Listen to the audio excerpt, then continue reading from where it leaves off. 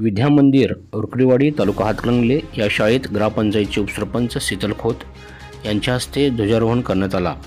ध्वजपूजन महावीर खोत यांच्या हस्ते केले।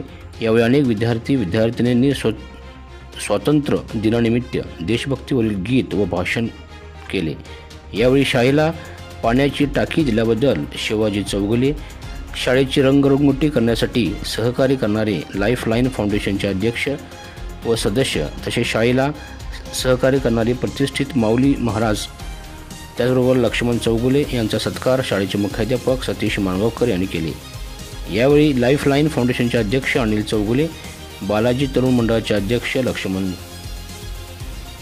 चौगुले, शिवाजी चौगुले, अंकुश चौगुले, रोझरी महिला गटाचे अध्यक्ष तसेच शाळा व्यवस्थापन समितीचे अध्यक्ष भाग्यश्री कांबळे, गावातील ग्रामपंचायत सदस्य, अंगणवाडी सेविका, मदतनीस उपस्थित होत्या।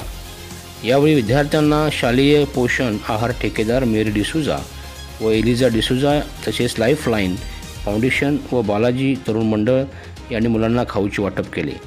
यावेळी शाळेची प्रगती व शाळेसाठी आवश्यक गोष्टी या संदर्भात शाळेचे मुख्याध्यापक सतीश माणगावकर यांनी आपले विचार व्यक्त केले। कार्यक्रमाचे सूत्रसंचालन हर्षल कांबळे यांनी केले। BSI न्यूजसाठी संतोष भोयेकर।